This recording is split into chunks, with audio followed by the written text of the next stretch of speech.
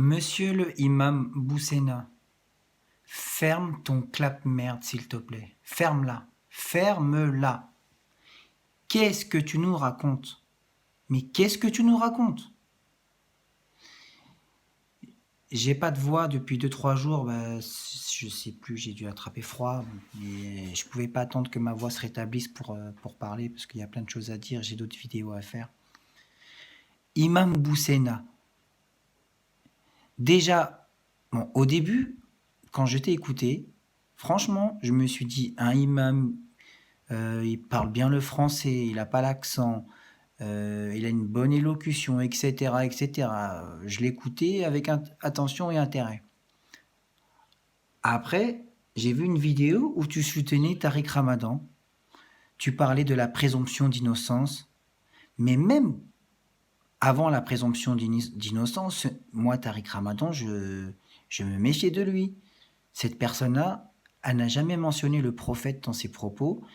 C'était toujours moi-je, mais moi, je n'ai jamais dit ça. Ou même moi, je ne dis pas de faire ça comme ça.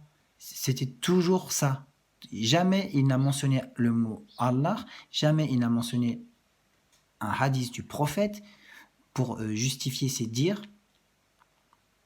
Et toi, Imam Boussena, tu le soutiens. Présomption d'innocence. Bon, je sais pas après si derrière tu as fait une vidéo pour dire non, je le soutiens pas, je me suis trompé, je me suis gouré, je me suis planté, j'en sais rien. Après, qu'est-ce que je vois? Je vois une vidéo où tu dis je respecte le cochon. Je respecte le cochon. Alors, je sais pas si tu as des problèmes d'intégration en France, si tu as besoin. J'ai même vu des commentaires, oui, d'un chrétien, oui, des musulmans comme ça, ça fait plaisir. Merci, vous êtes un exemple, je sais pas quoi. Mais comment tu respectes le cochon? Je ne te demande pas de l'insulter, je ne te demande pas d'insulter ceux qui en mangent, mais ne sais-tu pas que le cochon a été. Ce sont des juifs qui avaient trahi Moïse, qui ne respectaient pas le Shabbat, qui ont été transformés en cochons et en singes. D'ailleurs, le système gastrique du cochon, il est similaire à celui de l'homme. Il y a même des greffes qui se font entre le cochon et l'homme.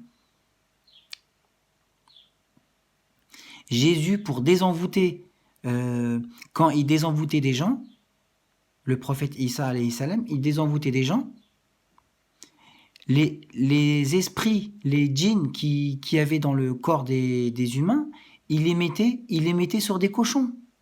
Il les mettait sur des cochons. Donc, l'une des pires des punitions qu'Allah fait aux mécréants, c'est de les transformer en cochons et en singes. D'où tu respectes le cochon, d'où tu le respectes. Tu souhaites joyeux Noël à tes voisins parce que eux ils t'ont souhaité l'Aïd par respect. Bon, ça c'est complexe comme situation. C'est vrai que par politesse, on devrait le faire. Mais si ce sont des vrais chrétiens, ils ne fêtent pas cette fête-là. C'est une fête païenne, une fête sataniste.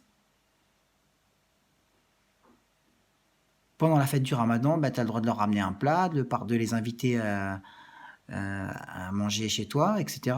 Leur souhaiter joyeux Noël, je sais pas. Franchement, moi je m'aventurerai pas là-dessus. Je vais pas me prononcer trop là-dessus. Mais c'est pas un manque de respect. C'est pas un manque de respect.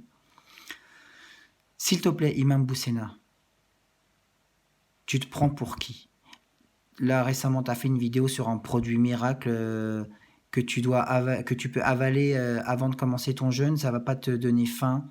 Je sais pas c'est quoi ton produit, là, ta gélule, là. Mais Allah, il nous a envoyé des dates. Des dates et du lait, c'est entièrement suffisant pour jeûner toute une journée. Mais je parle des vraies dates.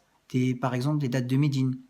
Pas les dates qu'on achète dans les commerces et dans les marchés qui viennent tous d'Israël. Voilà, Imam Boussena, s'il te plaît, ferme ton clap merde.